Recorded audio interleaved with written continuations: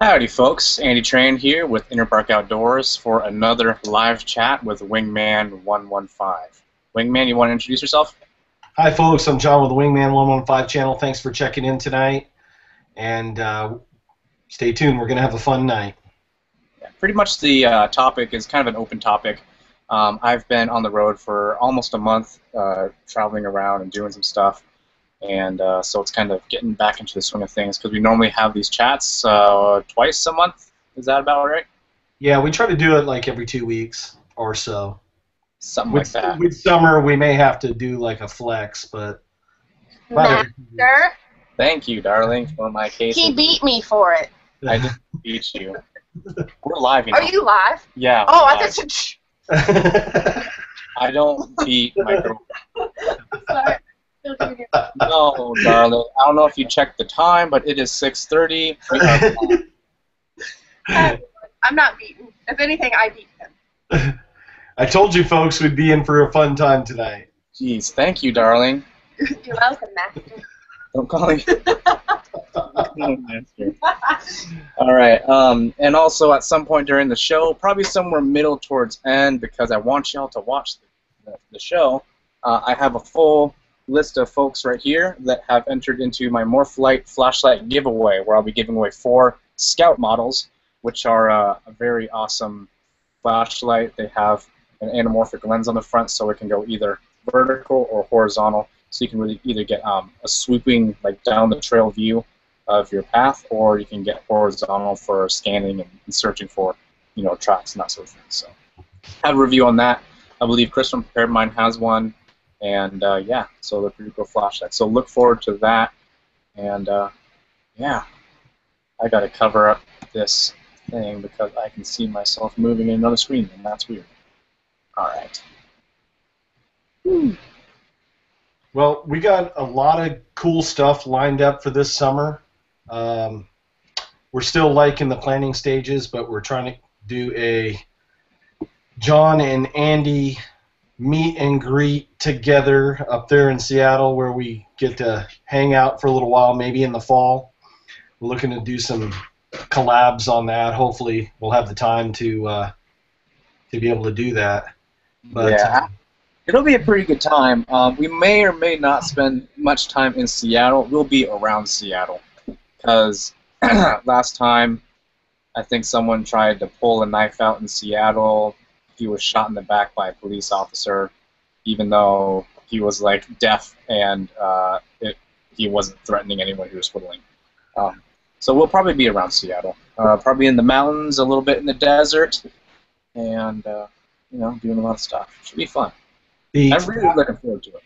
The faster we get away from the concrete jungle, the better. Yeah, I can spend 6 months out in the woods or at least away from the city, and not have an angry bone in my body, but then 5 minutes getting out of the airport, I explode with road rage, and it's ridiculous. So Andy has had me cross over to the dark side, and I now I've had a bows for most of my life, but I wanted to get another recurve, so I went out and bought me a Samick Sage. So look forward to some Samick Sage videos in the near future, and I'll do a review, and hopefully I'll be able to do some hunting videos with that. Yeah, and that's a 50-pound, right? 50-pound draw on this one. That's a good bow. I have a 45 that I bought my sister. Yeah, I'm going to look and see if I can get a deer tag, so maybe this fall I can go out with my buddy. And, dude, that thing is pretty much set up if you want to bring that over to Seattle, because I bow fish with my sisters. It's the exact same bow, only in the 45, and that'll do just fine. Hey, that bow, and I'm not just saying it because I, quote, own the bow, but that's a good common man bow that won't break the bank. Mm-hmm. It doesn't look like a Cadillac, but it shoots very good. It shoots. I don't know what you consider a Cadillac, but I think that bow is goddamn beautiful. With the wood and the black and the lamination. It's nice. And the one thing I liked about it is that you can buy different pound limbs for it. So if I want to go bow fishing and say I want to use 35-pound draw, for $75, you can buy the limbs, and boom, you're good to go. So And that being said, it's a takedown bow, which means it's very travelable. You know, full-size bows are kind of a pain in the butt if you're hiking in. So a takedown's very, very nice. yeah, in the background, you probably see I have my old compound bow in the back. It still shoots very well, but trying to get back to traditional archery. So that's videos that are coming up. And Baseball Man says Samick is the Korean brand, and that is absolutely correct. The good Korea, which is the South Korea, yes, they're, as far as I'm concerned, are very good homies. So, yeah. But yeah, I love that bow. I think you're switching up the string to a Flemish string, right? eventually, I'm going to sling some arrows downrange with this, so I can get used to it. And because I'm kind of a instinctive shooter, but borderline like snap shooter, kind of like Fred Berry used to do, where when I come up and go full draw, I'm releasing at that time. And with a recurve, I mean, you know, Andy, you just can't hold it forever like you can a compound. You got to come up and just let them fly. But I'm having fun shooting them in the backyard. Yep, and you're also teaching some friends of yours too, as well. I hear. Yes, the daughter's boyfriend. I've converted him over to the dark side, and I told him we had cookies over there. So he's looking also for a recurve, and we may have the dynamic duo out in the woods this summer playing around with that. So looking for fun stuff. I can't do an official announcement, but just a little sneak peek. I may be having a huge giveaway real soon for the Facebook folks that have subscribed to Facebook. I kind of leaked it out a little bit yesterday-ish. I'm just working out the details of how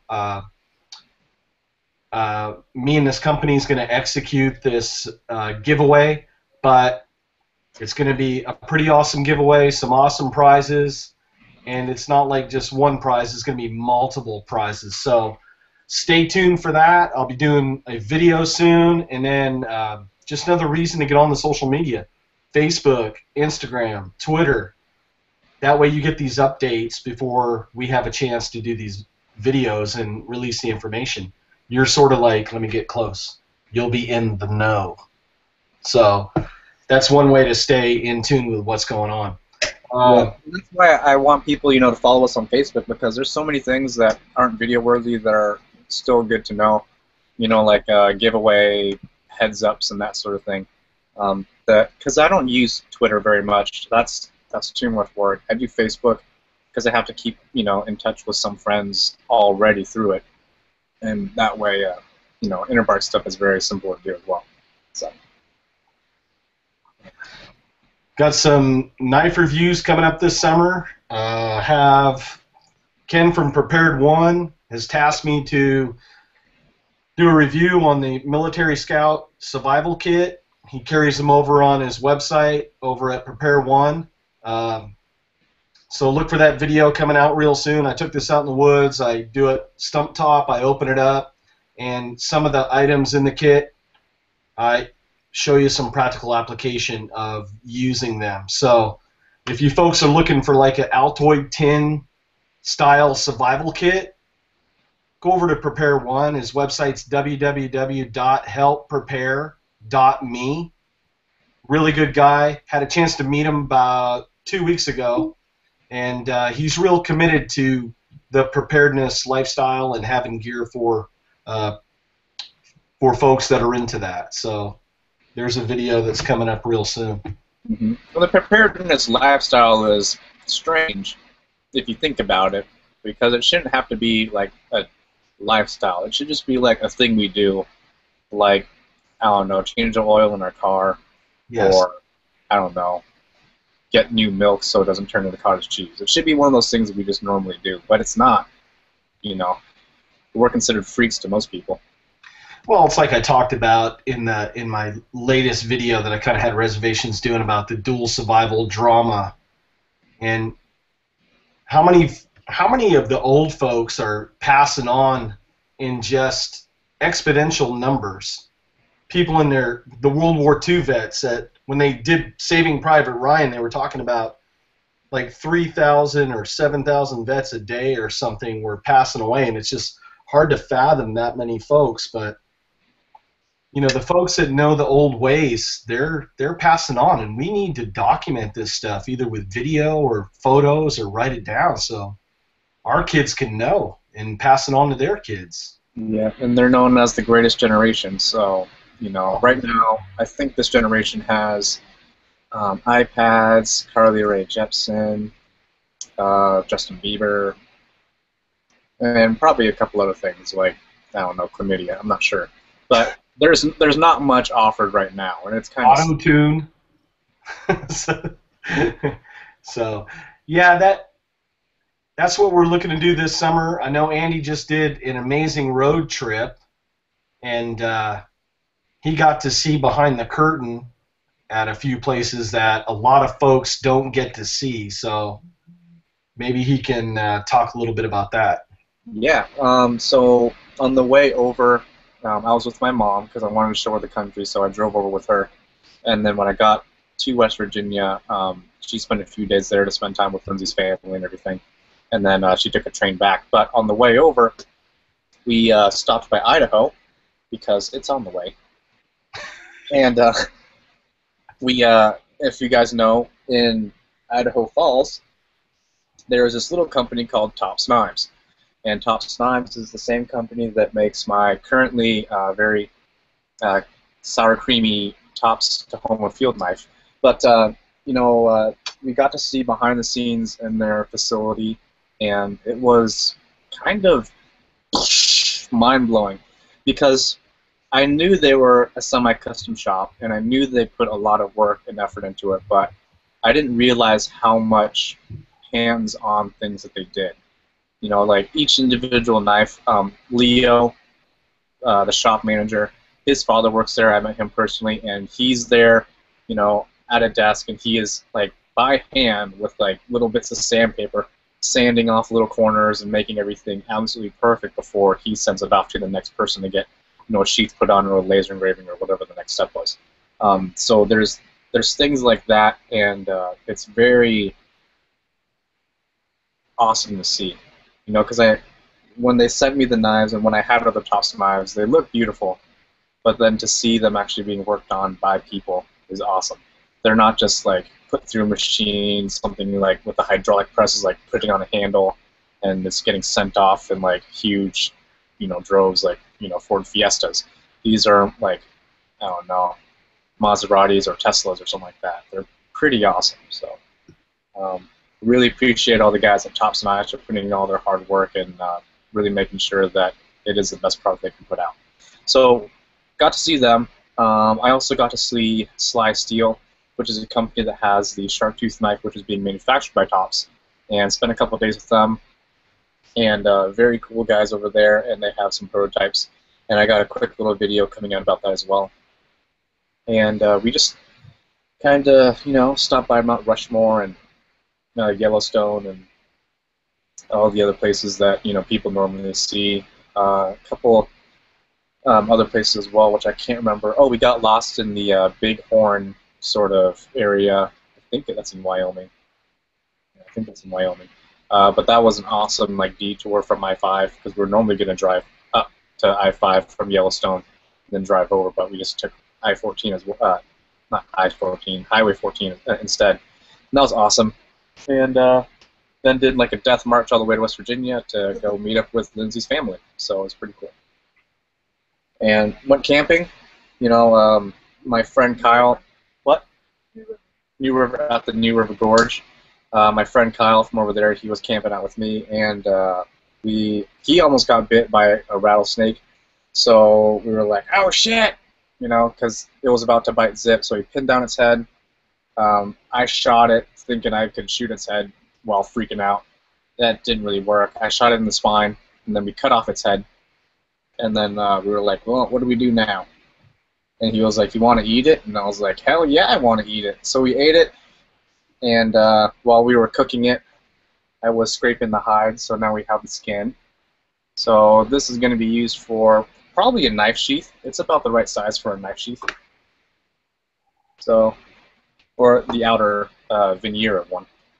And so, yeah. And then I have a video coming out about all the stuff that Lindsay and I did on the way over. So that should be cool. You can make a hat band for your cowboy hat with that. Hell yeah, I could. I mean, I'm going to be in rattlesnake country pretty much all summer, so the likelihood of me coming across a meal is pretty high.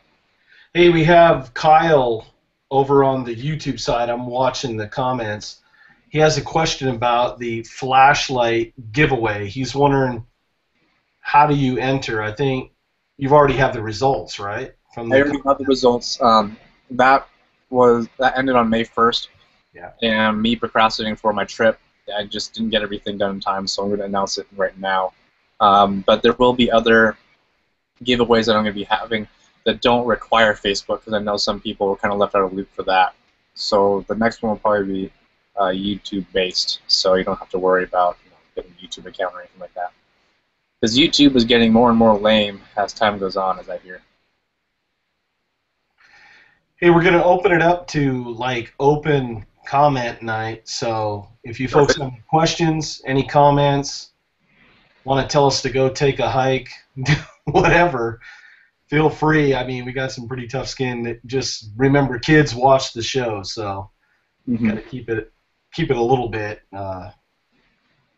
in respectful of that. But if you folks have any questions, feel free to put them up there, and then I'll read them off. A lot of regulars checking in tonight. LT Survival up there in Canada, thanks for checking in. Woo!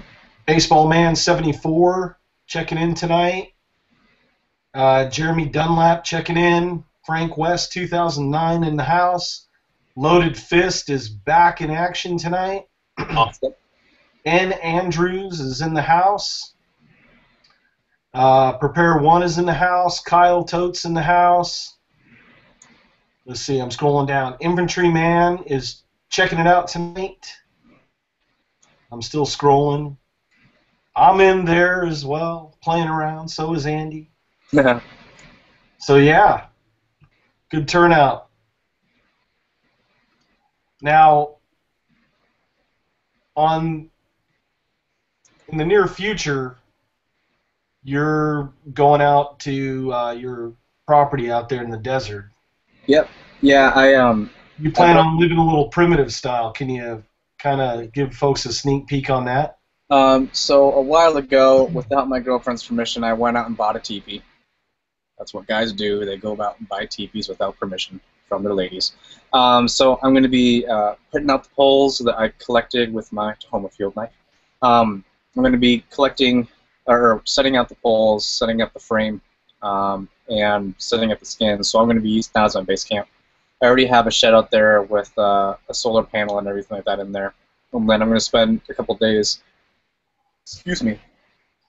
filming my archery video on my new bow, which is actually a used bow, so it's not new, but doing that. And then I am going to be doing the video on bow fishing because I got the time, and bow fishing is awesome. So we're going to be sticking some fish, and it should be a pretty kind of relaxing time.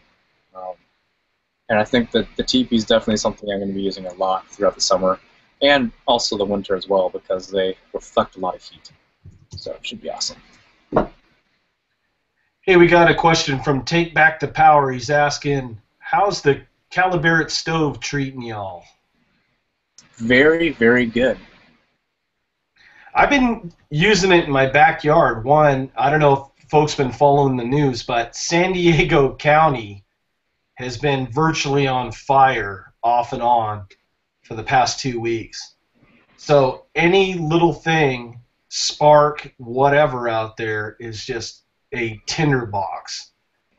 So I'm just trying to be responsible right now. So I've been using it cooking in the backyard with it, and it works great. You can check him out at, I believe, calibarretstoves.com. And I know that he's coming out with a new invention. If you're not a Facebook fan of his page, Johnny Barrett's, go check him out at Calibarret Stoves on Facebook, because I believe he has one that's going to be able to work inside of a tent. It may even work in your teepee. Yeah. Well, and it's about twice the size of the BioStove.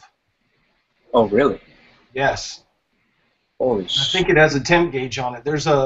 If you go on his Facebook page, there's a photo of it. See, I'm subscribed to him, but I guess it doesn't pop up in my regular newsfeed, so I gotta like, and folks should probably do this too, put them in like your interest groups so that you always get their stuff.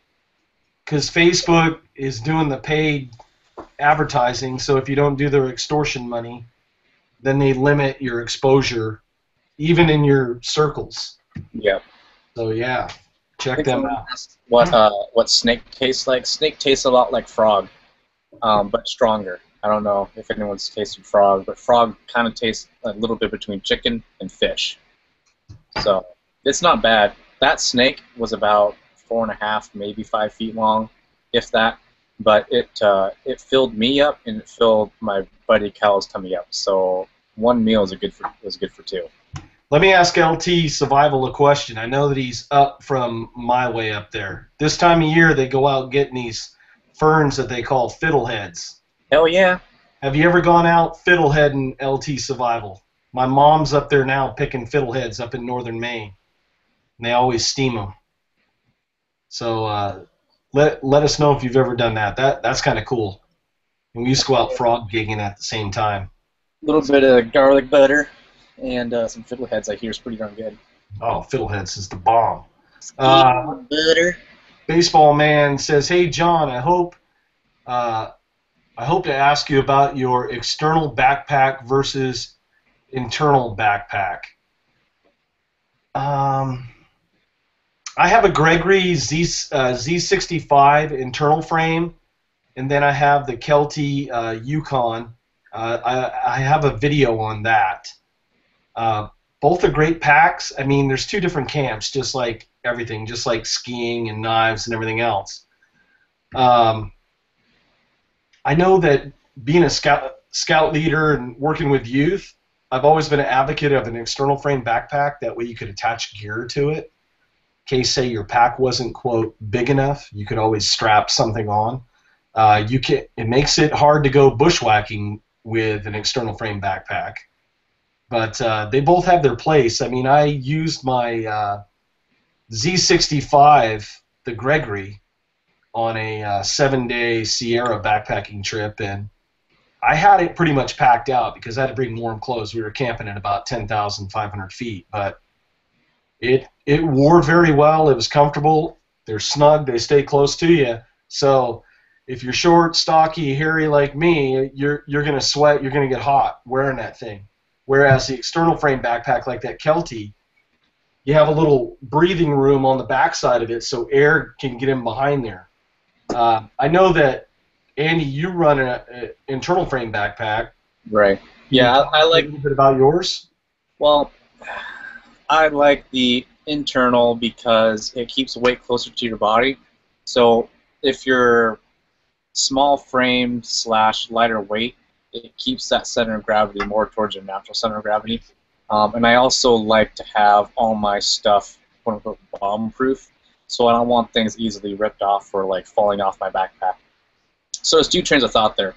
One, with the external frame backpack, you can obviously put a lot more stuff, and it's kind of unlimited on how you can do that. But at the same time, there's a greater possibility for stuff to be coming off your pack and all that stuff. And also with an internal frame, with a rain cover, you're pretty much good to go through a monsoon, which is important to have over here. So over here you'll see a lot of internal frames, a lot more than external, that's for sure. Yeah, I know that a lot of climbers, a lot of skiers, a lot of backcountry folks, if you're bushwhacking, I probably would go with an internal frame backpack, because if you're like me, just the common Joe six-pack, and you're out in the woods, if it can happen, it's going to happen to me, right? So something's going to hook on the pack and knock me down, or for some reason. And the last thing you want to do when you're loaded out is be falling down with your backpack, wind up getting a mechanical injury on your knee or your ankle, and you're miles away from a trailhead, and all of a sudden you're in a oh crap situation.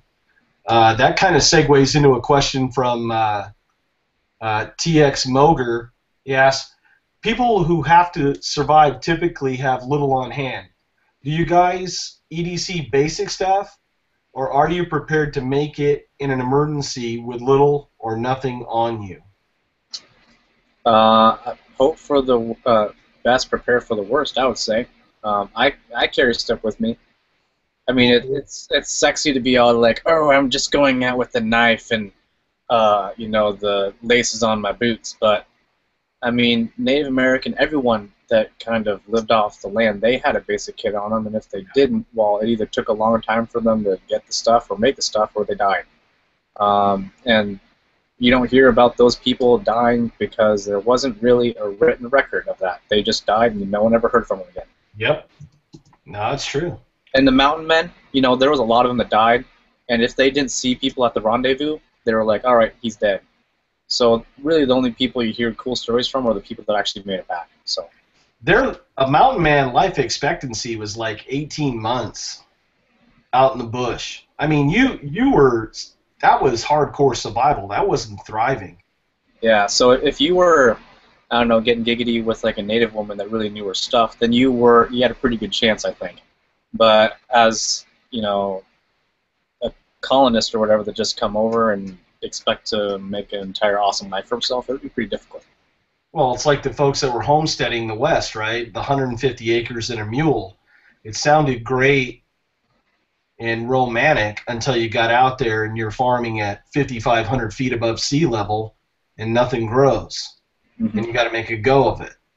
Yep, and most people on the Oregon Trail, they were not outdoorsmen. They were city folk that wanted to get a piece of land for themselves. And so they had to learn on the way or die. And a lot of them did. So. And a lot of them threw away furniture and belongings that were just needless stuff. And that makes a good point. Back to the backpack topic. I make a list when I go backpacking, and I think I posted I think it was a hiking plan that I posted on Facebook, but I'll see if I can find a gear list. And I do a checkoff list, and then when I get back, I look and I see, okay, what items that are like non-essentials did I not use, and do I need it? Now, if it's warm clothes or something like that, obviously you need to bring it, but if it's a creature comfort and you're going, well, I didn't use this on the past 2 trips, it gets tossed out of the pack. That way my pack weight gets a little bit lighter each trip, because it's funny when you start packing, the ounces become pounds, and then the pounds just add up, and the next thing you know, you got a 30, 40, 50-pound pack, and now you're not enjoying yourself as much as you could with, say, a sub-30-pound pack. A lot of people can. Sub-30-pound pack is very comfortable. A lot of people can survive and thrive really well on a 20-something pound loadout. Yeah. We're just spoiled in a push button society. We're awfully spoiled that, you know, I got to be in a tent all zipped up because the nasties are going to get me, or somehow that's going to protect me from the bear or the boogeyman or whatever. It's just a piece of ripstop nylon. It's not going to protect you from much. Yeah. The mountain men were using tarps. Like I can survive pretty well and do pretty well with very minimal stuff. But the fact of the matter is, if you're in a national park or something like that, you can't be cutting down trees to make a shelter or anything like that. So unfortunately, we're forced to bring a lot of equipment in because of, you know, this and that. You can't have an open fire. You can't chop down trees, this and that. So. Yep. You know. Hey, we got a question from Nicholas Cruz. Says, because of you two, we're causing a convert. Okay. I'm trying to look into bow fishing. What gear do you two suggest to get started? Andy's the resident bow fisherman. I've archery hunted years ago for bear and whitetail deer and rabbits. I can talk to that, but bow fishing, Andy is my guru. Well, I guess the first thing is you want a simple bow. The first bow that, and I'll tell you this right now, I'm not hugely experienced on bow fishing. I just started, but I'm picking up pretty quick. You want a simple bow, something that is not too expensive, because it will get muddy and it will get bloody no matter how hard you try. That's the first thing. The second thing is that bow is going to need to have a mount or threaded and tapped for a stabilizer in the bottom. Or at least it should if you want to make it easy to mount. And the first reel that I had was a reel from Cajun Archery. It was just a drum with a little tiny metal spring that held down the end of the string so it didn't unravel. And that's very inexpensive. There are 0 moving parts. And it did the job pretty well. The only problem with that is you can't take a second shot very quickly. And carp are very stupid animals, and where if you almost kill one and you miss, those dumb fish will swim away and then circle right back around to see what the hell almost killed them. So if you can get your arrow back quickly enough, you can take a second shot and kill it, or at least try to kill it. So that's probably the first place I would go. Cajun Archery, if you go to Cabela's or Cajun, I think it's CajunBowfishing.com, they have a lot of good kits that are starters. And depending on what kind of fish you're going for, whether that be gar, carp, or whatever snakehead, is going to be dependent on how heavy you want your arrow, what kind of tip you want. But generally, I think their garpoon arrow points are very good. They kind of collapse, so they're very hydrodynamic while they go through the water. And then once they pierce the flesh, the springs come out, and then it becomes a harpoon. That's a very good thing. Their tournament points, I just got some of those. Those are very good as well. And then their traditional points with just the 2 little barbs are also pretty decent. So it just kind of depends on what your budget is, because those points are going to cost varying degrees. And a rest that you want, I was using a whisker biscuit, and that is harder with heavier arrows because it wants to go through the whiskers. So if you stiffen it up with some adhesive glue or something like that, just make sure it doesn't go through. Or if you just use one of their roller rests, that will hold a very heavy arrow, and then it'll go through the water very well that way. When I was at the archery shop, my local archery shop, getting the Samick, they had a Martin bow fishing setup already kitted out, had everything good to go on it. Had the spool, had the fishing arrow, had all that stuff. And that ran in the mid $200 range for the whole kit. And it was like a 35-pound pull too on that. So yeah, you don't need much. Yeah, that's what they were saying. 35 to 45 pounds is good. Right now, I was fishing with the compound bow set to 65 because I just had it set for hunting and stuff like that. And that thing, if I missed, I was digging into the mud. And there was a couple times where I actually had to get into the water and pull my arrow out so that I didn't lose it. And that kind of sucked. So, a heavy pull is not that necessary. If you're in a rocky bottom, you're going to be damaging tips, and you're going to have to be either filing them down or placing them out in the field. So, yeah. Shmuley has a question about archery. He goes, what is a good target for broadheads? I don't think any target's good for broadheads. Bale of hay. Yeah, bale of hay because it's cheap, and but just get some field tips with the same grain weight as your broadheads, and that. I was just going to say that because you will tear up. Like I have a closed cell foam target, the shot block, with a broadhead. I mean, you're going to tear that just all up. Go to a feed store, get a bale of hay. Yeah, and there's archery ranges that will let you shoot pretty much everything else except broadheads unless you're going into a sand pit. So they don't even want you hitting an actual target. They're just like, all right, well, just pick a rock and try and shoot at it. So it's very damaging to targets. I did use before I gave it away. I think it's called the Black Hole, and it's basically the same thing, closed cell foam target that uses friction to catch the arrows, and that did very good. I like that one. Nicholas says, thanks, Andy. He says, Wingman, don't worry, your vids on sling bows got me looking into those. Hey, actually, if I go up there, I might bring my sling bow and see if I can't bow fish with that. Sure, there's plenty of fish. I mean, the creek I'm in, they have it's attached to a lake, and they have bow fishing competitions because of the huge numbers of fish that they have. So there's going to be no shortage. and it's pretty much awesome. Hey, just a quick update. If there's folks watching right now and they're in Arizona, they're going to be having a prepper survival trade show in Prescott, Arizona. Ken from Prepare One's going to be there, and also Johnny Barrett is going to be there with his new prototype stove to demo for folks.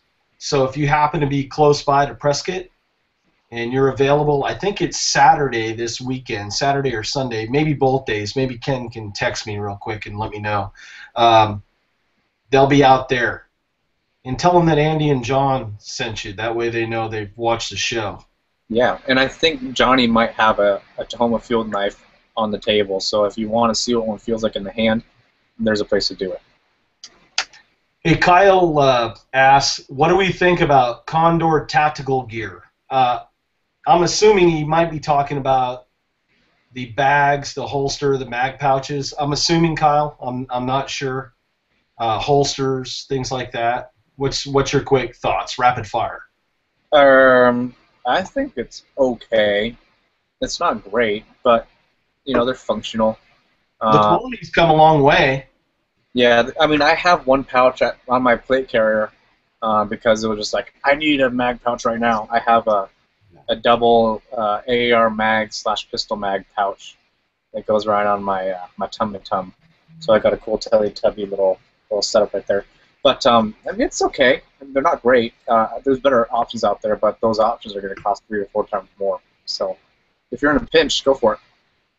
Hey, I just got a text from Ken. He did confirm that they will be out there Saturday and Sunday at Prescott. So again, if you're in that area, if you're close by, go on over, check it out. It's going to be a heck of a good show. And they're awesome guys, too. Both those guys are really awesome to talk to and meet. Yep, and I'm still doing my testing on the Cali Barrett stove with the insulation wrap on there. That thing is freaking cool. I've gotten a lot of compliments on them, and they're just built solidly. Like when you feel it, it just looks good. It's solid, and it's heavy. So if you're in a bind, you can beat someone to death with it. It's neat. Baseball Man had a question still about backpacks. He says he was going to buy him the Gregory Baltoro 75, but now he's thinking about getting an external frame backpack, but he doesn't want to look like the Boy Scouts do. Let me tell you, when you're out there, well, I go out with my buddy Haas. I've showcased him on the channel a couple times, and when you're out there in the woods, it doesn't matter what gear you have like that. Cosmetically, as long as it functions and it works for you. And I would check Craigslist out, especially on some of these external frame backpacks. Oh, yeah. You could probably find a sweet deal on a Gregory or a Kelty just on Craigslist or eBay. People, garage sales, giving them away. Exactly. And, yeah, I wouldn't choose it for looking like this or that because they're so different. It's like choosing the difference between like a donkey and a horse, so just choose what you want and then go with it.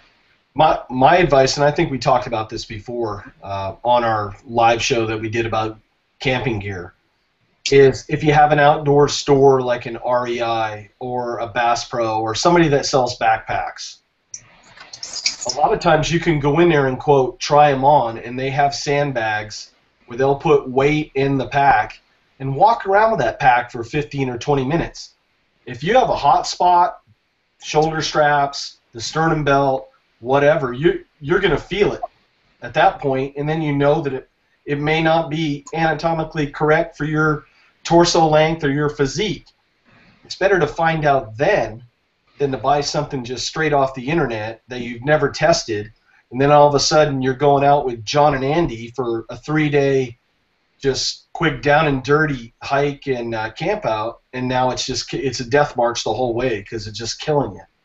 So I go and test them out. You don't have to buy it, and then you can look online. You can look Craigslist and see if it's out there. Yeah. But I think that there's a name for that, though, and I forget what it is. But let's not let the retailers hear you say that. But I mean, that's true. It's kind of like I don't know, buying boots or something like that. You know, there's companies like Zappos and things like that that'll be like, oh yeah, you can try it on, and if it doesn't work, you send it right back for free. I'm like, well, that's great, but it could take, you know, upwards of 2 or 3 to find the perfect pair, depending on how good you are at guessing what your size is and all that. Yeah. So it's one of those things where you should just go to a store, you know, pay the sales tax. If that's what you're, you know, worried about, you know, you don't want to pay a sales tax on an item, then, I mean, I guess it's your time and frustration, not mine. I'd rather go into a store and find it. Plus, you're supporting your local hometown businesses too. Yeah, and personally, that means REI in my case, because REI was founded in Seattle. So. But that's okay. I mean, they're your local business. Yeah. You're not going online doing it. That's why I went to the bow shop out in the bow and arrow shop out in Lakeside, California. If you're in SoCal, awesome shop, by the way, great customer service, and I'm a big fan of supporting the little guy. It's tough out there right now with this economy's crap. So these folks are trying their best to stay open. Yeah. And we need to support our local businesses because there's no they had a shooting lane inside the store. I could try the bow out. It felt good. You know, like we were talking about, if you buy something on the internet, then yeah, it has 30-day money-back guarantee, but then it's a pain in the butt trying to ship it back, and you're playing Ring Around the Rosie. Yeah. It's just tough. Hey, you got a question from BrewDaddy1911. He goes, speaking of gear, do you have a heavy-duty sniper's drag bag or something that will hold all your gear for long-range stuff? I do have a drag bag. But before we move on to that, though, I mean, this is a bag that I just got at the Goodwill outlet in Seattle. And if you ever have been to a Goodwill outlet, that's where you buy shit by the pound versus a set price for each individual item. So this is a Marine Corps assault pack, and I got this for probably boiled down to about $1.50. And it works just fine. I just had to replace a couple of buckles that I had laying around from other gear that broke, and it works just fine. But I do have a drag bag by Eberly Stock, so it's one of the high-end ones. I think it cost me, babe, plug your ears, about $300, which is more than a Coach bag, so she's a little bit pissed about that. But I got it for free. It's $300. That's $300. I'm not going to buy crap. Anyway, the point of that is it's a good bag. There's a couple things that are unique about it. But when you go to a sniper competition or any long-range competition, you're not going to see a drag bag there. You're just not. No. What you're going to see are Eberly Stock drag backpacks like the one I carry, which is the half-track. You'll see a lot of those and people carrying their rifles because you can't carry enough, or you can, but you're not going to be having that much fun. Carrying all your ammunition, your food, your water, and your peripherals like your rangefinder and your kestrel and all that stuff. So, yeah, for long-range stuff, you're going to be looking for a backpack and some sort of scabbard system, or just carry it with a sling. Yeah, for my AR, I don't have a rifle like you do. I just have my Mosin, my AR, and things like that. So I'm a totally different camp than that aspect of shooting. So I just have a regular bag to keep my AR in. Mm-hmm. But I don't expect to be out there where I have to drag my weapon. Hopefully, I hope not ever. But well, I mean, they'll drag their weapon in a drag bag until they get within like 500 yards from where they're going to be taking a shot, and then they're going to be putting it, on their arms and then crawling with that. Yeah. So it's really just like a transporting case, really, for it. But for the people that shoot more in one day than you will probably for 6 months to a year, most people will choose an Eberly Stock backpack with either a scabbard system or some sort of other retention device or sling. So. Hey, thinking of that, I'm going to ask the folks watching real quick. I've been on the fence. I have all the stuff, the materials, to make a bush rag. So I went out and bought the burlap. I went out and bought the dye. I went out and bought the jute twine and all that stuff. The only thing that's lacking is the quality time it's going to take to do this whole endeavor. If I do a video on how to make a bush rag, would that be something that actually you think people would want to watch? Because this is going to be a video that's going to take hours to do. So let me know in the comments or on the Facebook page or whatever. But I've been thinking about doing some sort of bush rag like that. That way I could keep it in my pack. I'm out. I could throw it on real quick and do what I got to do. But I just don't want to do the sweat equity and, you know, one person watch it and say, you suck. So just let me know. I would do it just because they're good things to have. You know, like I made my own ghillie hood. You know, it's like basically a jacket that covers the upper part of your body, your shoulders, and the hood. I made that on my sewing machine just so I have it for hunting and that sort of thing. And they're just good things to have. So even if you just got, you know, a little bit of footage and just did a bunch of voiceover for it, I think that'd be pretty good.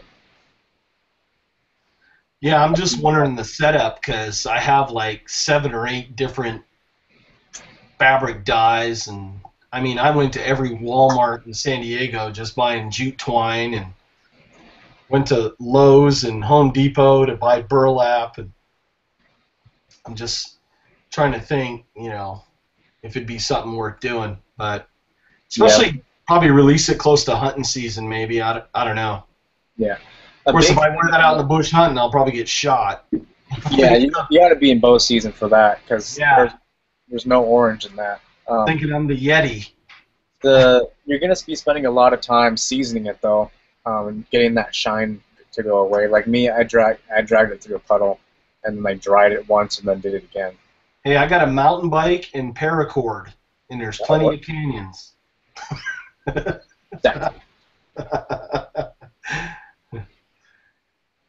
Now, let's see.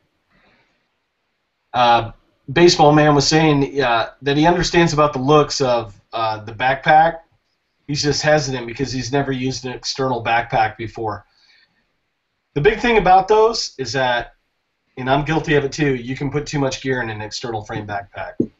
You just got to be careful. Lay everything out. Don't just stuff it all in there without laying everything all out of what you're going to bring with you.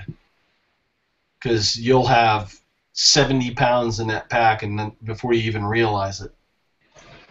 But yeah, Schmoley says Mosins are fun. Yeah, he's right. I love my Mosin Nagant. And the cool thing is, I bought it for like $98 at Big 5 Sporting Goods, me and a buddy. And then we had a Cosmoline party in my garage trying to get the Cosmoline off. If you've never taken Cosmoline off of a firearm, it's a once-in-a-lifetime must-have because your hands will smell like Cosmoline for like a month. You cannot get that smell out no matter what. That's why you gotta get those like you gotta get those like elbow high like gloves that they got for like birthing cows and shit. Yeah. So that you can just be like after you're done. I finally had to put some water on the boil and start running some hot water over it and just to try to thin it out a little bit because it was just not working. Have you tried diesel? No, I hadn't. But I heard stuff like that, kerosene, paint thinner, things like that. But, you know, we started that route and it just started getting messier and then the whole garage started smelling and we were getting all lightheaded. And, you know, it was at least about a 6 or 7 beer operation. And at that point it was like, okay, we're going to put some water on the boil here while the next 12 pack's cooling off, and then we're going to try to get this done. Yeah, last thing you want is to be like all like knocked out and loopy, and the next thing you know you're spooning with your buddy, whispering sweet nothings in his ear or something. Yeah, we turned around and we did the non-traditionalist thing. We put the ATI Monte Carlo stocks on them. Sweet. I love it. It's a fine shooting gun. I mean, that thing, for being made in 1943, it's just awesome shooter. So hopefully I'll be able to get a pig with that gun and get it on video for you guys. me and my buddy Haas, we're still out there scouting. So hopefully we'll be able to get something where you guys can watch that. What's your hunting plans for this year? You gonna do some bow hunting or? Yeah, I'm gonna try and get all my stuff so I can officially hunt some elk this year. I'm gonna be doing coyote probably next week, and yeah, some snakes that are in the wrong place at the wrong time. So just kind of chilling around, I guess. Nothing too particular. But yeah, I mean, I got my bow because I want to be able to hunt near roadways and that sort of thing. Because there's distance regulations with the rifle that aren't with the bow. So get into some really cool spots where I know for sure there are some big bulls out there because I've seen the scrapes and I've seen the tracks. Just got to get into the right place at the right time. And yeah, that's pretty much it. Just trying to put like kind of food in the freezer because my girlfriend's not going to be eating any more like processed meats from factories and that sort of thing because of like the horrible things they do to cows sometimes, most times. And chickens, I'm not going to go over that. They can just walk. Hey, speaking of that, has the E. coli incident kind of affected you guys up there like it has in Oregon? Where they're saying the water supply has E. coli in it? I haven't heard that, so I think it might be localized to just Oregon. Oregon is weird. Oregon is like Washington's Mexico. It's just another good reason to live a preparedness lifestyle, though. Yeah. And to have a water filter or water filtration tablets or even a gallon of just regular unscented bleach. Because they're telling everybody, like over 600,000 people, to treat their water. Yeah, and I don't know if that's made the mainstream news, but I mean, we heard about it down here in San Diego. Yeah, there's the great thing about Seattle and Seattle City in particular is we have a very good watershed. In Des Moines, a few months back, they had a boil notice where everyone had to boil their water, so kind of the same situation. But here in Seattle, we pretty much have like all state law enforcement and everything like that around, I believe it's Chester Morris Lake, and the tributaries that go into it, and the river that comes out of it to feed water to Seattle. So we have very good water, so we haven't had any issue with that stuff. That would be fun to be having their job. You just sit at a river and watch it. Oh, dang, that gotta be nice. Well, that'd be a lot of time to think right there. Yeah, think about career choices. Maybe I should. Yeah, it looks like folks are giving a thumbs up on the bush rag, so that will be something I'll probably plan when I have like multiple days off together. Yeah, and if you need a tube of shoe goo, I got about 5 extra tubes that you can have if you need it. What, you made a bush rag or what? Well, for my my ghillie hood, my cobra hood, yeah, I have some extra adhesive, so that's something you'll probably need. Oh yeah, go to the Army Navy store and get an old boonie hat and put some mesh on the top of it. On the top. Just start, trading it. Frank West says that it's not a once-in-a-lifetime experience for him about Cosmoline, that he's degreased 5 or 6 surplus guns. Frank, you're a better man than me. I do not want to deal with Cosmoline ever again, but... Frank must be retired or have a lot of free time on his hands. Well, the thing is, I mean, you can still get a Mosin and Gaunt for like $150. So it's still an awesome weapon for folks.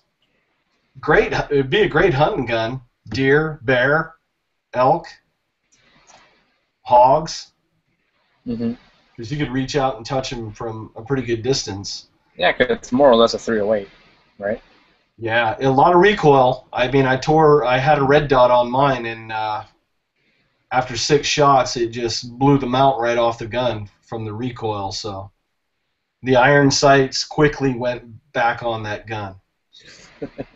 But I mean, I've shot it out to 200 yards with iron sights, and it's pretty good. Yeah, well, they're meant for killing people. I mean, it's not something that's supposed to fail, because then you got a lot of dead German soldiers, is it? No, Russian soldiers. Yeah. Yeah. Well, that technology has been around since the late 1800s. Yeah, and if I'm not mistaken, it's the only bolt action that you can load upside down.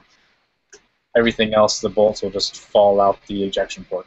And there's a conversion kit now I've seen where there's a stock you can put on, and it makes a custom magazine, detachable magazine, where you can take it on and off. Nice. So for folks, that might be something I'll look into. Maybe I can post that up on the Facebook page for folks.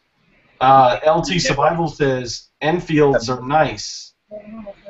Yes, Enfields are a great weapon as well. They have stood the test of time. Brew Daddy said the E. coli thing was just around the Portland area. Yeah. So. Portland is fun. Not really. But still, you know, that's the thing. You got just a few things, under $20 preps could save you from having a month worth of gastrointestinal problems. Or if you're an old person or a baby, could make the difference between somebody prematurely dying. So it's good to be prepared. Mm-hmm. It doesn't take that much money and a little bit of time. I mean, you'd be good to go. Yeah. At this time, do you want to announce a couple winners, or? Oh, yeah, that sounds like a good idea. I'm going to post these names up onto Facebook as well. Time flew by, my bad. Well, number 1 is going to be Tilted Ranger. And then I have number 2 is going to be Dave Cross. Number 3 is Evan S. And number 4 is Tim Barry. So I'm going to post those names up here in a moment or two. I thought I would do the Captain Hook to say congrats to all the winners. We're trying to keep this fun, folks. We got to have a little fun out here. Absolutely. And what we're going to try to do is maybe have some sort of giveaway. Maybe not every time we do a live show, but maybe every other show, or we'll do something to make it interesting, and that way we don't bore you to death with our antics and our bad comedy. But now we have a good time, and we thank you all for your support. I mean, it makes it really fun. Andy and I talk about this offline, that we have a lot of fun doing these shows. Yeah, because we're gonna talk anyway. You might as well get some questions out of the way that people might have, or talk about some topics that people are already interested in. So. And we want to show you guys we're just regular people like anybody else. My wife still tells me I need to take the trash out. So I'm just a regular guy that's just campy enough to go stand in front of a video camera and make YouTube videos for folks, and hopefully you're entertained a little bit, and maybe we both learn something in the process, because I learn so much from folks that comment also on the videos. And I made some good friends that way. Andy's one of them. Yeah. We started watching each other's videos. And now we're homies. Yeah, I mean, my girlfriend that just moved over, she was actually the one that told me that I should start a YouTube channel, because I was just like hiking and camping, just doing the hiking and camping, and I started thinking about it, and I was like, well, I mean, I'm not filming for my job right now, might as well keep the cameras warm. So that's kind of how it started. So if you guys like the content, you guys can thank my girlfriend Lindsay for more or less forcing me to do something during my off time. But now you like doing it. I like doing it. And you made some friends. And I made some friends. So. And you made a night. And I made a night. So, yeah, that's pretty much that. Hey, Kyle has a question if we have any experience with night vision. I do. What's your experience with it? The only experience I have with night vision is shutting the lights off and looking around in regards to like using scopes and things like that. I was in the Navy. I was an aviation ordnanceman with an F-14 squadron, so I wasn't a soldier where I got to mount any of those on a rifle, but I wouldn't mind having some night vision. I mean, I do photography. I'd love to go out at night and do some night photography. That would be cool. Absolutely. Just to see what's out there, rooting around. Yeah, I have like a consumer monocular that I got probably 10 years ago, a little over 10 years ago. That still works for me when I'm out and about and just looking for coyotes and that sort of thing. And I have experience, I forget which one, but it was a weapon-mounted night vision scope that my friend Dan Tanner that owns Tanner Wright Sports, he had one on one of his rifles. He calls it his backyard rifle because he shoots deer out of his back window. And then I've played around with a couple like PVS 14s and stuff like that some clients had. So, I mean, you get what you pay for. The more expensive units, upwards of $1,200, $1,500. You're going to start getting into the Gen 3s and stuff that really start to, make everything pop and make things able to be seen and shot at. I know I see them in the Cabela catalogs, and I sit there and I like do the old ooh, sort of thing. But then I look at the price and it's like, oh my God, I could buy like 4 AR-15s for the price of that. Yeah, but I mean, you only really need one AR tricked out for end of the world. So. One for every member in the family, though. Yeah, well, I figure because my niece, she has little fingers, so those are really good for like loading mags and stuff. So she can do that while everything else is going down, as long as she can keep her cool.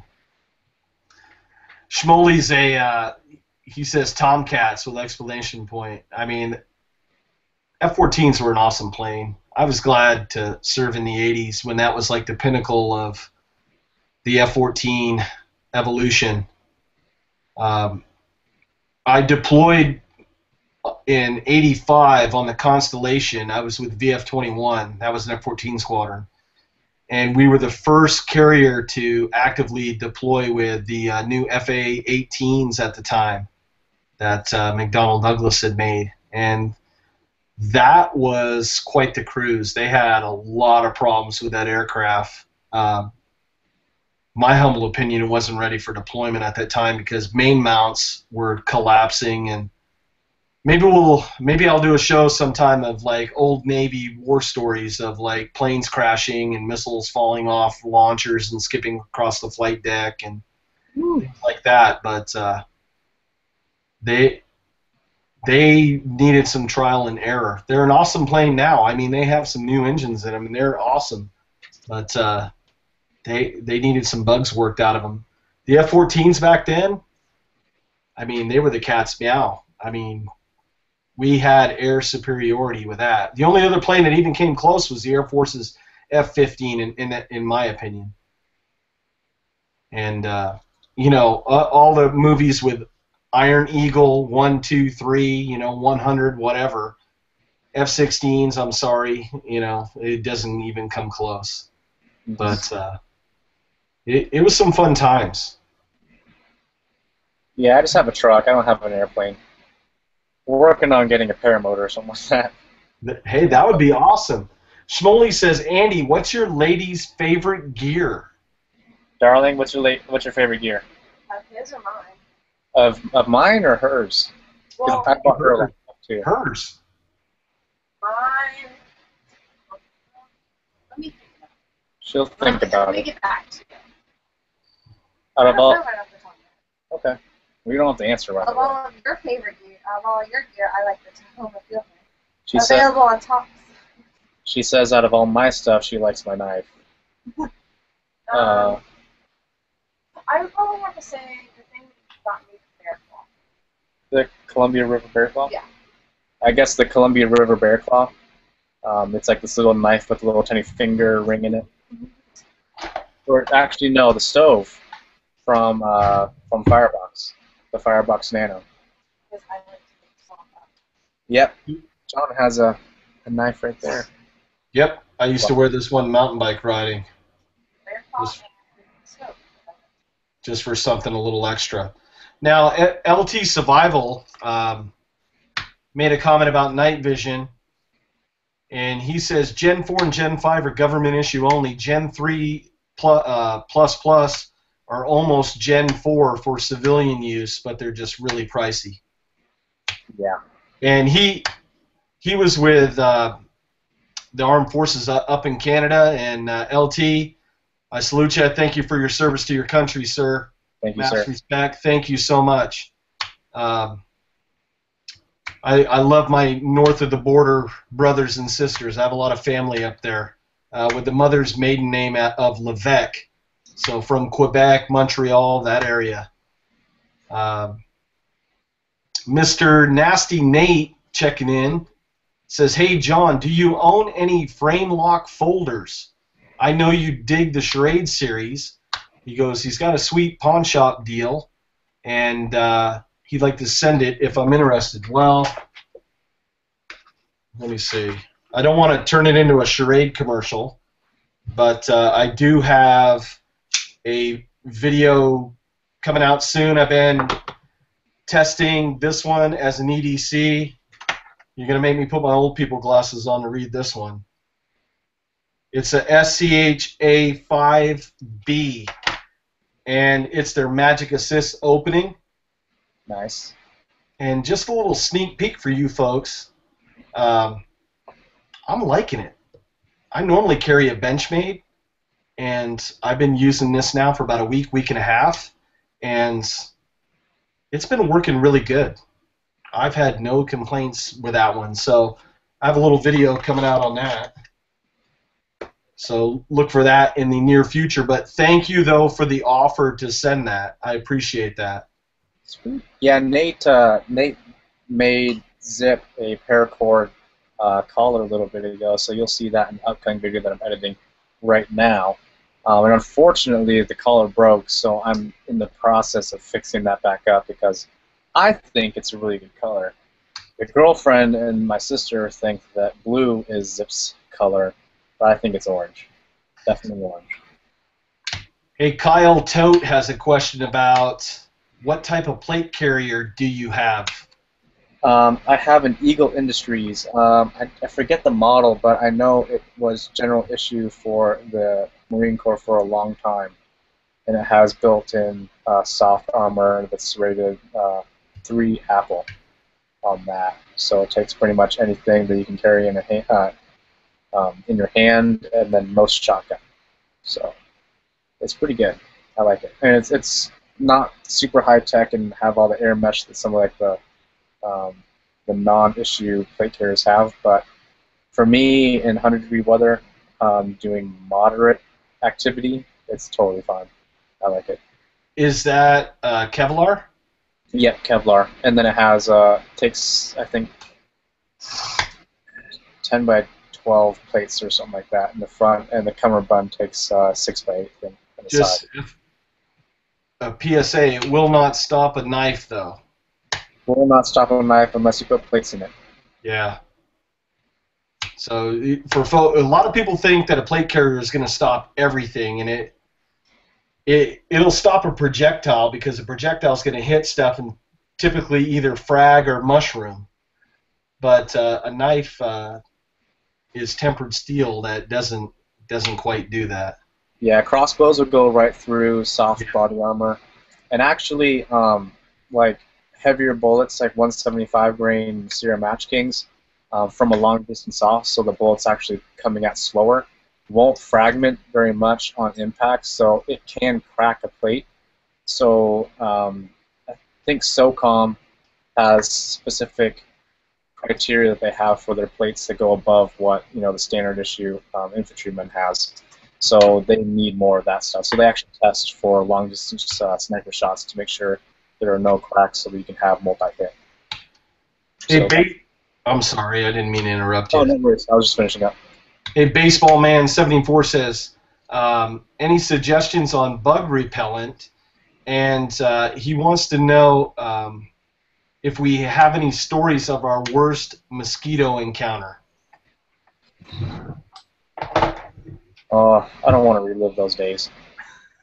The worst mosquito encounter, I was actually pretty well prepared. I had like full on like rain uppers and lowers that I had, plus gloves, and a face mask. I don't use chemicals directly on my skin because I think that's gonna like mess up with my babies in the future if I decide to have any, or we decide to have any.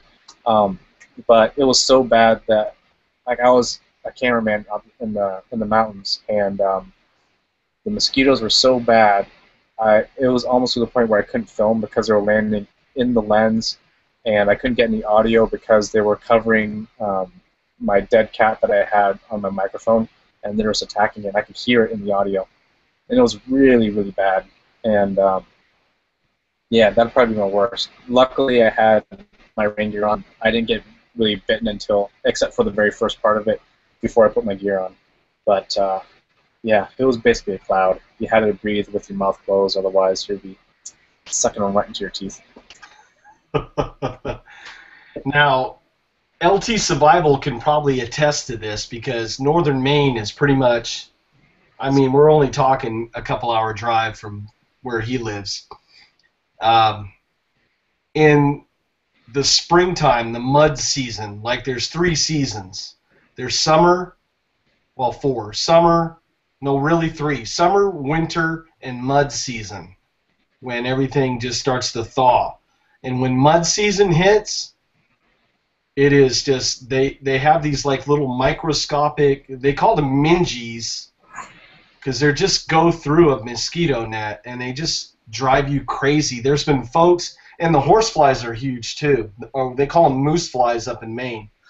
And folks have been known to like almost go insane in the woods because the flies would just incessantly just bite you. But we used to use just straight 100% DEET. I think it was like an oil. It was called like Woodsman, and it was like, it almost looked like syrup. And you would just put it on your hands, any exposed skin, your neck, wherever. And so far it hasn't affected the babies, Andy. So I think you'll be all right with it. Yeah, well, I don't know, because I had some of that stuff like touch nylon, and it melted nylon. Oh, yeah. And I was like, if it's melting polymers, I don't know if I should be putting it on my skin. So, I don't know. Stuff's bad. The most I'll do is I'll put it on like a bandana and then like tie it around like, I don't know, like a piece of clothing, so it's not directly on my skin at all or anything.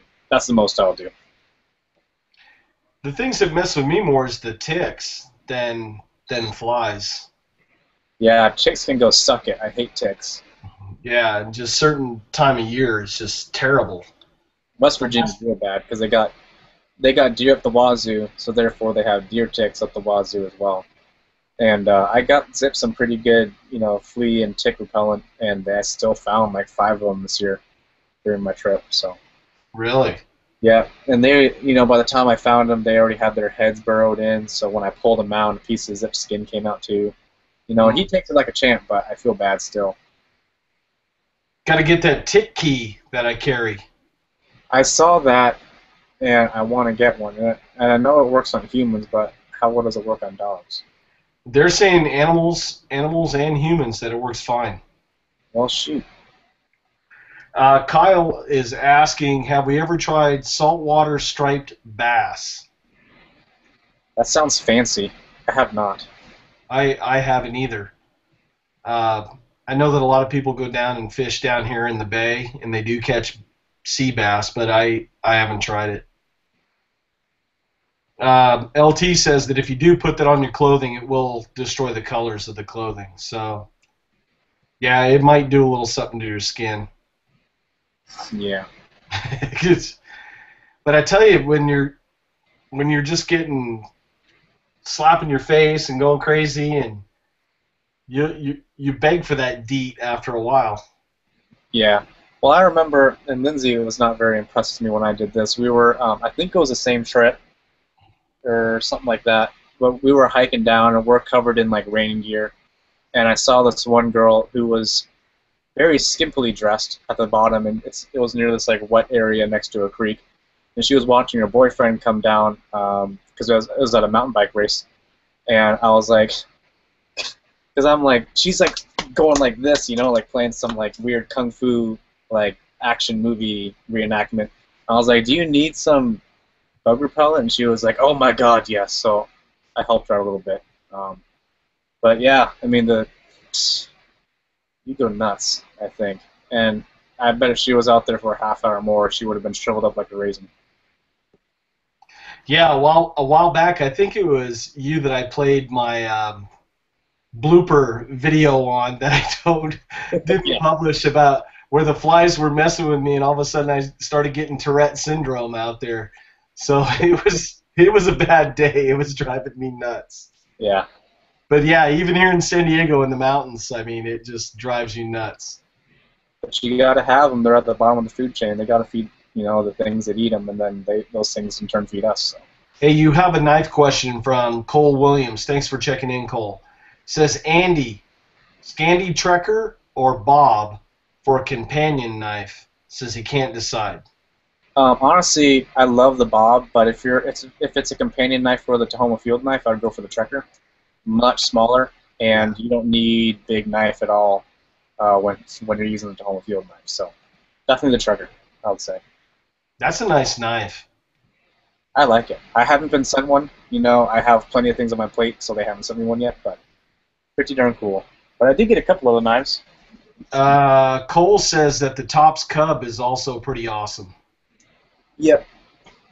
But one of the knives that I got sent, and this one was sent to me directly by Josh Swanigan, is this one, a Backwoods Skinner made by Tops Knives. Have you been looking at this one? Yes. Yeah. So he sent me this. It arrived yesterday. Pull the pin out of the handle and show folks what's in the handle. Yeah. So included in this knife is a parasite gut hook. So this part of the handle is actually hollow, and you pull this grenade pin, and you have this, and then I think it goes in this way. Yeah, something like that. Yeah, this pin goes in the other way. Yeah, it goes in this way, and then put your pin back in, and all of a sudden... If nobody's ever used a gut hook on game, you're missing out, because it makes it so much easier to process game out in the field on the quick without tainting the meat by puncturing the bladder or the intestines or one of the things that's going to taint the meat. I mean, that is the perfect tool to have right there, is a gut hook. Yeah, because without a gut hook, you really have to get hands-on. And when I mean hands-on, I mean hands in. Yep. Like the fingers into it and pressing down the guts while cutting with your knife. So this makes it a little bit easier. And they did a really good job on the gut hook. I've already been cutting, you know, big pieces of material with it, and it just glides through. So I'm not going to be doing a review on this until I kill something worth filming. But so far, I think Josh and the folks at Tops Knives did a stand-up job on this design. And it comes with a leather sheath. Very sexy. I don't have enough money in the Wingman channel account to buy all the knives that I want to get this year, because it's just, there's some cool stuff coming out this summer. It's just amazing. Yeah, and I got one more knife from Tops. They sent, actually, two more knives from Tops. Hold on a second. Baseball Man says D will destroy your camera and your camera gear. So what do you suggest, Andy? I know that REI has like bug repellent that there's no DEET in it. Yeah, that's why I don't use, you know, chemicals too much, because yeah, it does melt, and I do have some camera gear that has been destroyed.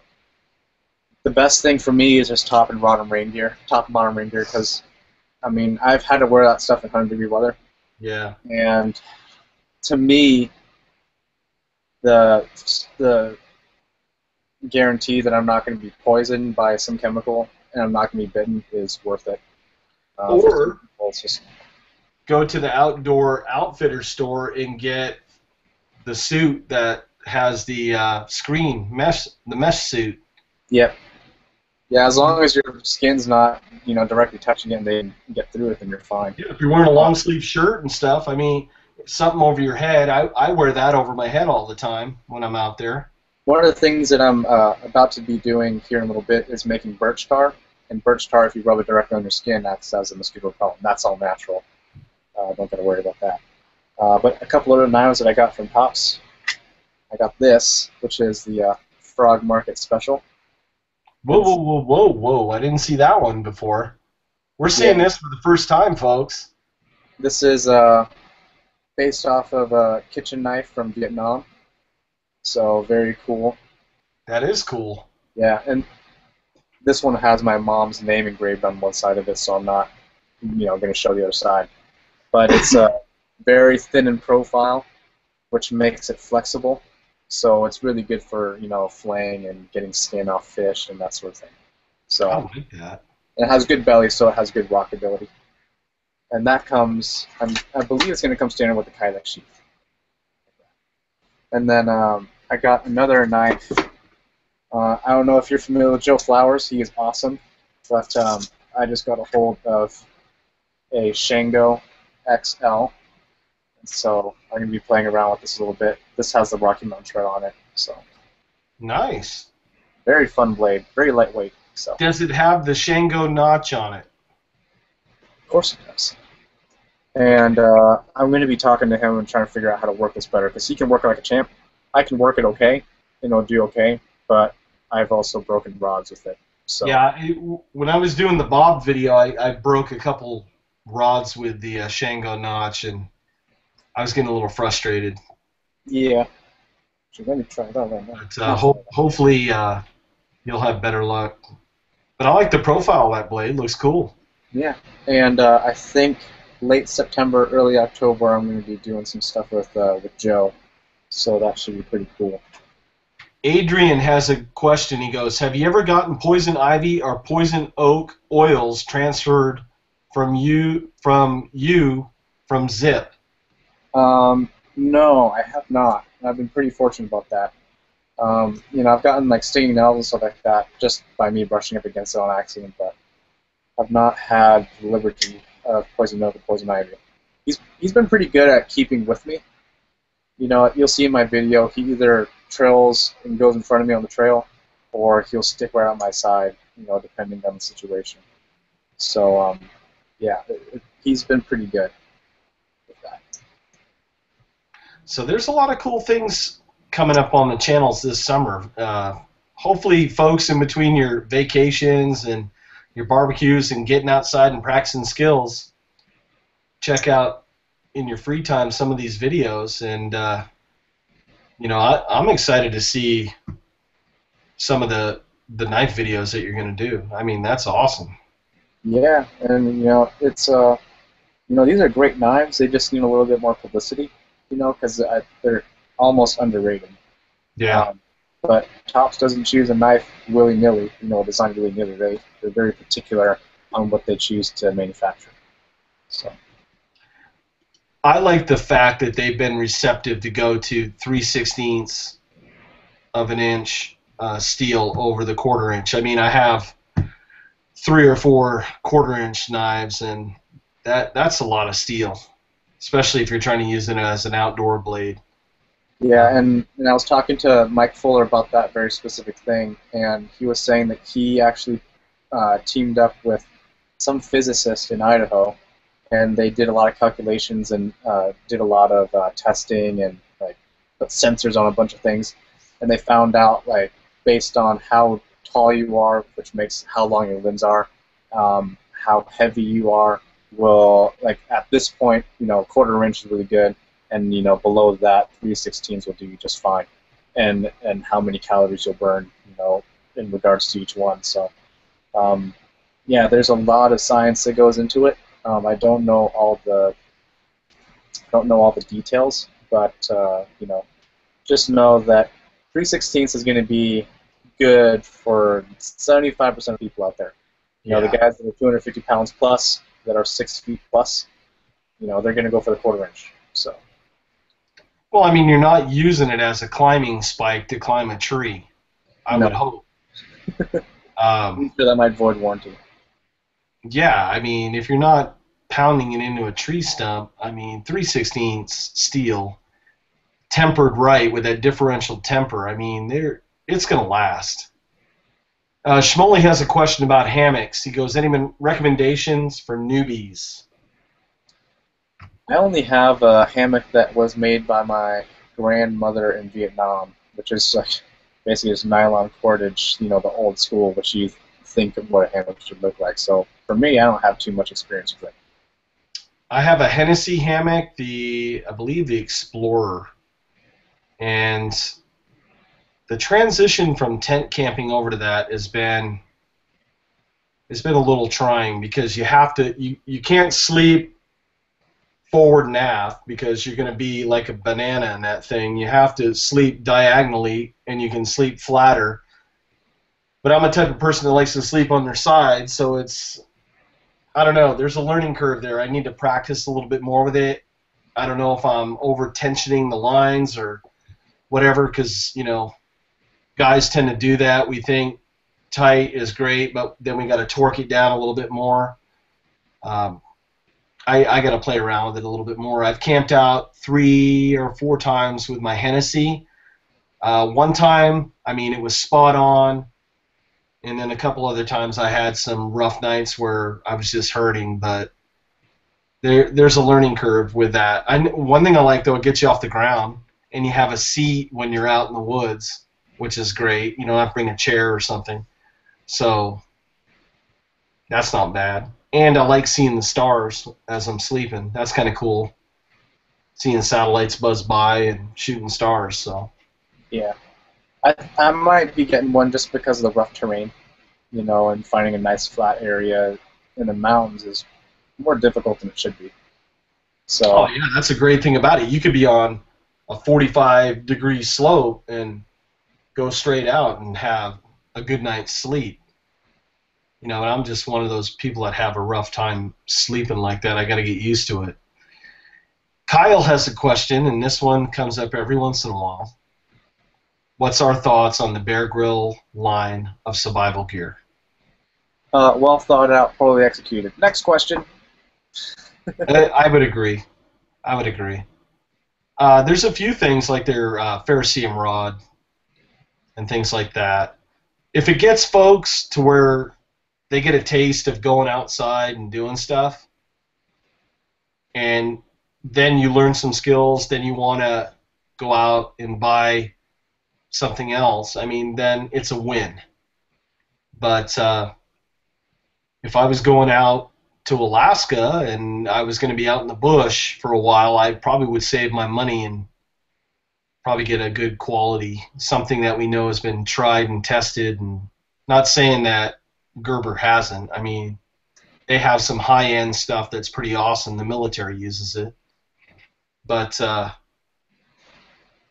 of that mystery steel they're using in the Walmart Bear Grylls line stuff, I don't know. I wouldn't bet my life on it. My life's worth more than $30 or $40. You know me, and it's not just because I have a knife designed by them, but if it's not made by Tops, there's a very small chance that I'll use it as my primary tool. I'll use other things as kind of like knife vitamins, like a Mora or something like that. But in terms of a main blade or a one-tool option, it's going to be a Tops. If it came down to a Bear Grylls knife or a Mora, I'd go with the Mora all day, every day. Yeah, I've seen very few breakages of Moras. I can, there's more breakages on Bear Grylls knives than you can shake a stick at. So a Mora and a Baco Laplander saw or a Sven saw, or the axe that you have, that Granford Brooks axe. Is that what you have? A Wetterling's. Wetterling's, yeah. A Mora and that, you're golden. Yeah, I can't complain. You'll be having a good time. You'll be happy camper. I wouldn't be batoning a bunch of hardwood with my Mora just because of the rat tail spine on it, but that's what the axe would be for. So that would be a great combo, and it's affordable. most Moras you can get for under $25. Mm-hmm. So there you go. Learn some skills and then decide if you like playing the outdoors game, and then you graduate from there. Hey, do you have a couple more announcements for the flashlight before we wrap up? That's pretty much it. I announced the 4. I'm going to post up the names on Facebook, and those people should be Facebook fans, so hopefully it comes into their feed. 48 hours to claim and send in your address to me, and then if you don't, then I'll choose some more to fill in your spot, and that's that. I'm going to be having some other giveaways later on. I think I'm going to be giving away a TFK at 10,000 subs. So I'm pretty close, so it shouldn't take too long for that. But, share with your friends and your family, and if they have similar interests, and if they're really good friends or family, they might give it to you if they win it. So never know. Hey, that's motivation to have all the people that you're friends with on Facebook go out and start subscribing to Andy's channel. Yeah. Because let me tell you what, that's a knife that's going to last you your entire life. You can pass that knife down to your kids. If you're not out there like trying to break granite with it. Yeah. I mean, you need to respect the tool, but it'll last you your entire life. And the way I designed it and had Tops manufacture it, it's equally as impressive just sitting on like a mantle, although I would prefer you actually use it. But it's also very pretty as well. Yeah, I mean, there's only one mantle knife, and every other show I kind of show it, just out of respect for Ron Hood. But I only have one mantle knife, and that is the Buck Hoodlum, because it just has a problem with shearing off. But I mean, beautiful knife, but I just don't. I don't know. Maybe out of homage to Ron Hood, it deserves just to be out there where I can see it, because Ron Hood gave so much to the community. But and I think the Tops version of that knife, before it switched over to Buck, is like Tops like Hellbound or something like that. Anaconda. No, it's not the Anaconda, because it actually looks exactly like the Hoodlum. It's not. But anyway, if anyone has one of those and wants to trade for like 3 TFKs, I'd be down, just because they don't make them anymore, and they're supposed to be really awesome. And I just love to have an original design by the original manufacturer. I'm going to start searching the internet tonight. That's a deal, dude. Deal for me, I don't know. Hey. But, yeah, I mean, I love the design. I've heard great things about it. But the manufacturing was poorly executed on Buck's part, unfortunately. Yeah, the Tahoma with that Scandi Trekker knife would be the ultimate combo, and hopefully maybe Tops will do a package someday where you never know. Maybe it's part of a set or something. That would be cool. Or hell, I can even do that. I mean, I have a couple TFKs that I have that I'm going to put up on my website here in a bit, and those I send out with samples of tough cloth and a little thank you note from me personally. Yeah, but I might be doing some package stuff. I'm going to be definitely doing some packages with the field sharpeners, and I think Baseball Man asked me about if I use any other sharpeners besides my field sharpeners, and the question is, I used to, and then once I kind of figured out how to sharpen it better myself by hand, I haven't switched back. So field sharpener is all I use, even at home. I use both. I use the Spyderco sharpening set, and I also use the Easy Labs. Mm-hmm. There's great products, good quality on them, and they're inexpensive compared to some of the systems out there. Oh yeah, big time. And it's good to have that skill, not have, it's one thing to have a sharpening system that does the right angle for you and all that, but I mean, let's keep it real. If you're out in the woods and your knife gets dull, you're not carrying a suitcase full of sharpening sets. You're going to have an Easy Lap, and you're going to get out there and do it old school. Yeah, It's and good that to learn the old school ways, and then if you want to transition over to something else, it's just like bow shooting, right? Do traditional instinctive shooting before you get into bow sights, because if you try to go the other way, it's tough to do once you train your brain a certain way, and that you can own those skills in your garage, in your backyard, in your living room. You don't even have to go out in the woods. Just sit there sharpening your knife while you're watching your favorite YouTube videos. yeah. Hopefully you don't chop off a finger on accident. But you know, there was one person on YouTube that just bugged the crap out of me. I ended up blocking him, but he was like, "Oh, well, you should use a work sharp, this and that." And I'm like, "Well, all work sharps, no matter what model, they come in a box like this big. Yes. Do you want that stuff taking up that much room in your backpack? No, not me." So I'm just like, keep it simple. Yeah, we're talking what, maybe 1x5 Something like that. by maybe 3/8 of an inch. You know, it's not that much, and it's good to know the old school traditional ways. I mean, say batteries don't work, power's down. Uh-oh, work sharp doesn't work. What do I do? Now, you know, you got the old school way. Yeah. And if you're nervous about doing it on your great knife, go pick up a cheap knife somewhere and practice with it. Go use your friend's knife. Yeah, practice on their knife, sharpening their stuff. Hopefully they're still your friends afterwards. Well, if you're sharpening your friend's knife, they probably will. They probably won't notice the difference. Right. So, if it's a little bit sharper than a plastic butter knife, then it's probably good for them. I think Loaded Fist asked me how I keep the gray oxidation from happening on a fire steel. You don't. The thing that makes a fire steel work so good is the ease of oxidization. That's what makes it have a spark right when, you know, a little bit of heat gets applied to it. So you know, the oxidation just protects it from further corrosion, and just keep it on there, and then, you know, do a couple strikes to get it off, and then you're good to go. So it's kind of a nature of the beast type thing. I wouldn't be using any products or anything like that on there. Frank says that about it more. It says he wouldn't trust it for anything more than light bushcrafting. He goes, I don't consider it to be a survival tool for me. I'm not just saying that all Morris suck, but it's just not his cup of tea. And you know what? That's cool. It may be a system that doesn't work for him. There's folks that can go out there and build their whole bushcraft shelters and stuff with that tool. That's the good thing about the community that we're in. There's a lot of different options to choose from. You find the option that works for you and just go out there and have fun with it. And don't let anybody tell you, Andy or I or anybody else, that you got to go out and get this or that or whatever, other than maybe the certain life support basic, you know, things that you need to go out in the woods.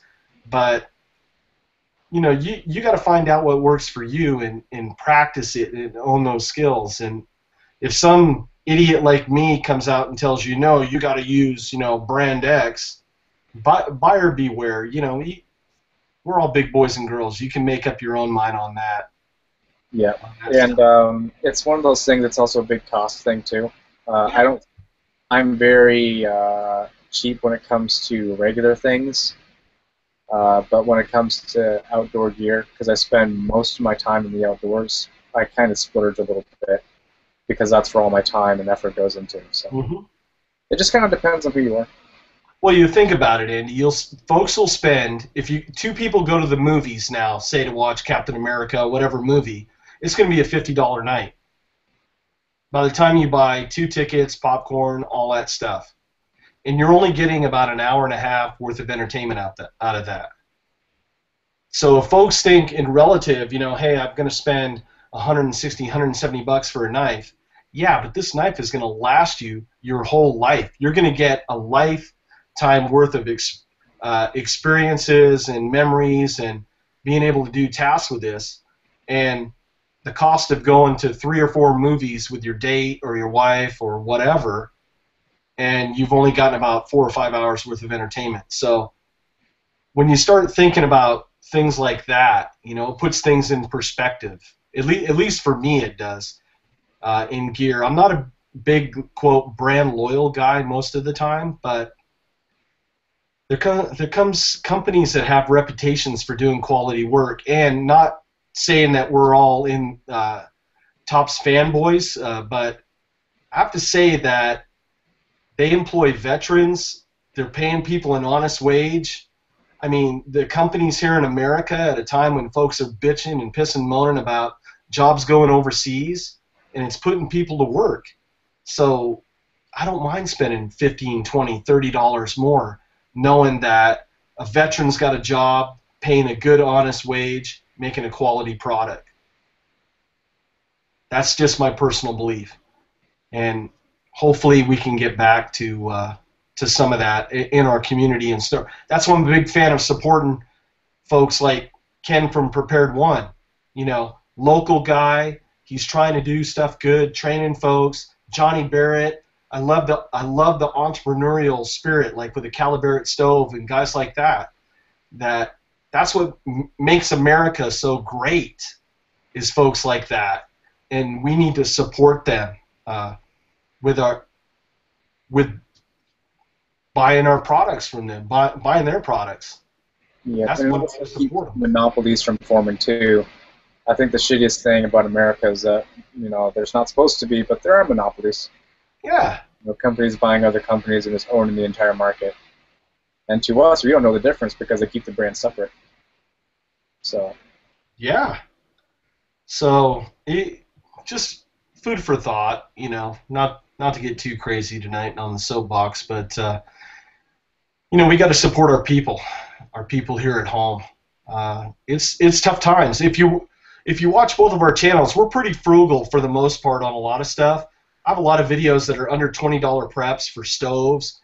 I do a Army-Navy store under $20 purchase. I do a dollar store survival gear under $20 purchase.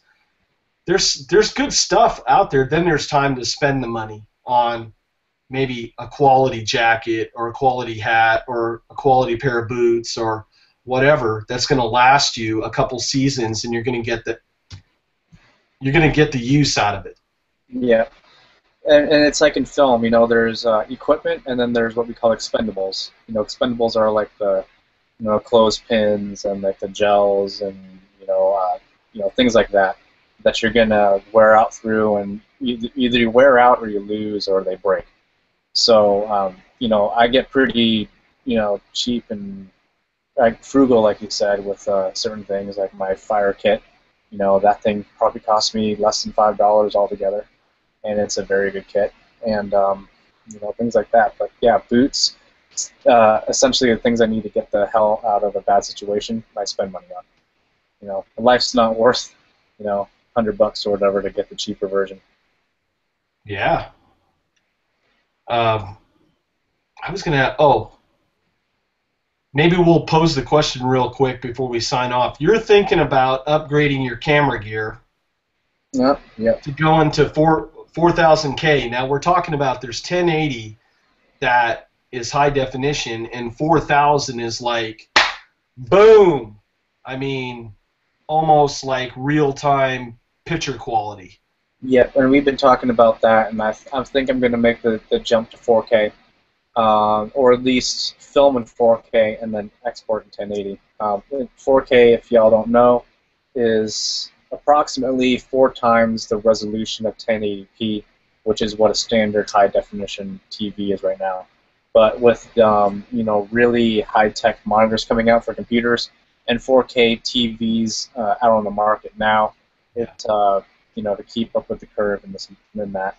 And then there's some projects where I'll shoot exclusively in 4K and then export in 4K if it's honestly a breathtaking experience. There's this thing that I might be doing in a certain jungle near the end of the year that should be pretty cool. That I'll shoot in 4K. I might be climbing a mountain here in Washington State. That'll be in 4K. So things like that that are really to immerse an audience into the environment. It will be shot in 4K. Or like when I come up to sea and I come off the plane on the tarmac, that should be in 4K. Just kidding. Need a band playing, a red carpet rolled out, the mayor of Seattle. You know, the last time I was in Seattle, well, it was in 1986. It was a little crazy. I was in the Navy. We'll just leave it at that. And hopefully this time's a little bit better than last time. Right.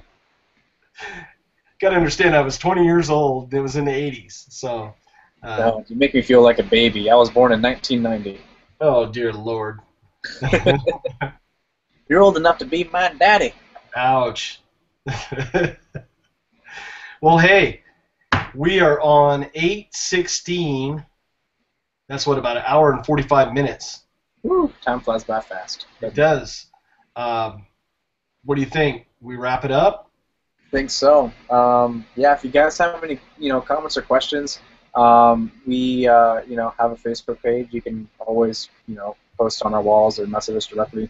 See there, I think, is best for both of us, right? Yes. Yes. But yeah, I'd like to thank Wingman once again for coming on the show. All of you guys for chiming in and being part of the fun. And also to everyone that has entered into the flashlight giveaway. We're going to post those names up on Facebook, and hopefully I get a response back.